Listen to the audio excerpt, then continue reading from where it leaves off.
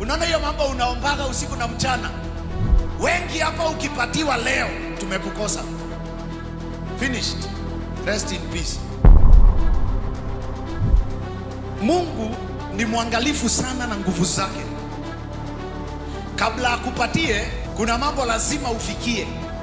Yesu alitembea na wanafunzi wake, lakini hakuwa anawapatia nguvu. Alikuwa anawaonjesha. Hakuwa anawapea. Alikuwa anawaogopa sana. Imagine Peter angepewa nguvu na ako na kisu. Imagine Peter ambaye bado ako katika umwili, bado ni mtu wa kujipigania, bado ni mtu wa kulipiza kisasi, bado ni mtu wa hasira ya moyo, alafu apewe nguvu. So Yesu alikaa na nguvu zake, akatembea na wao, isipokuwa mara 2-3 alikuwa anawaonjesha, anawapatia. Kuna siku katika John aliwapulizia akawaambia, pokeeni roho wa Mungu. Wakaenda, walirudi na maringo, walirudi na kiburi, walirudi wakisema hata pepo zinatuona zinatoka, hata hatukuwa tunaongea. Hao ni sisi, wachana na wanafunzi. Hao ni, unaona hiyo mambo unaombaga usiku na mchana. Wengi hapa ukipatiwa leo tumekukosa. Finished. Rest in peace. Umeenda. Wengi ile mambo iko kwa roho, mambo ambayo umejaza kwa moyo wako, ukajapewa hizo nguvu unaombaga wewe. Si unakumbuka siku yenye ulikuwa kwa gari ukasema, aki ningepewa tu bunduki na nipewe tu dakika moja tu hivi.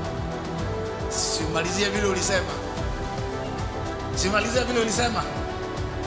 Hawa watu wanaweza nijua.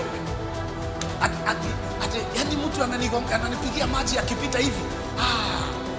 Akisinipewe gari hata kama ni dakika moja peke yake hivi. Ndio uoshe watu. So Yesu alikaa na wanafunzi, lakini hakuwa anawapatia nguvu. Alikuwa anajua anafaa kuwapatia, lakini si saa hiyo. Akatembea na wao, akatembea na wao. So one day Yesu akaangalia, akaona masaa yake yanaisha, akajua amekaribia kuondoka. Ndipo akageukia wanafunzi akawauliza, na tumekaa na nyinyi miaka 3, mnasikiaga watu wakisema mimi ni nani? Hiyo ilikuwa rahisi, kila mmoja akaruka akasema, watu wanasemaga wewe ni Yeremia, wewe ni Elia, wengine wewe ni mmoja wale manabii wakubwa. Yesu akawageukia akauliza, na nyinyi mnasemaga mimi ni nani?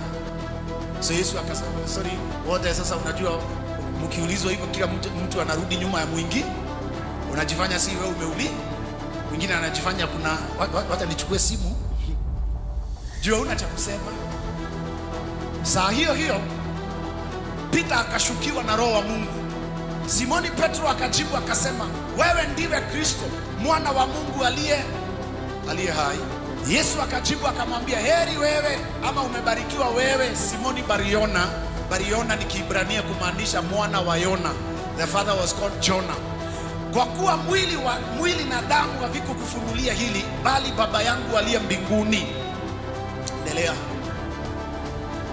Nami nakwambia wewe ndiwe Petro, na juu ya mwamba huu nitalijenga kanisa langu, wala milango ya kuzimu haitalishinda. Huyu ni Peter. Hata mimi nisimame upande wa Yesu, aka upande wa Peter.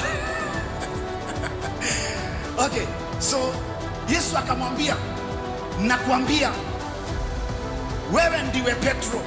Beleni alikuwa anaitwa Simon. Simon ilikuwa inamaanisha jamvi. Unaona zile reeds, ukienda mtoni kuna ile inakaa dhara.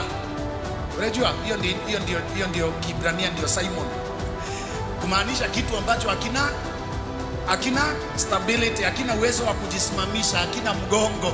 Alright? So akamwambia, lakini kutoka leo wewe sasa ni Peter. Kuna kubadilika fulani kumepatikana ndani yako, sababu umefika kiwango roho wa Mungu anaweza kaa ndani yako. Umenielewa? So akamwambia, wewe ni Peter. Peter inamaanisha jiwe ama mwamba. Akamwambia, sasa wewe sasa kutoka leo wewe ni Peter. Actually Yesu ni alimpatia ile jina. Akamwambia, wewe ni Peter, na juu ya mwamba huu nitalijenga kanisa langu. On top of now this transformation yenye imefanyika kwako, nitalijenga kanisa langu, wala milango ya kuzimu haitalishinda.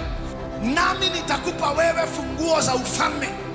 Watu wengi tunataka sana hizi funguo za ufalme, lakini hii process ya kutoka kwa Simon ukuje kwa Peter wengi hatutaki.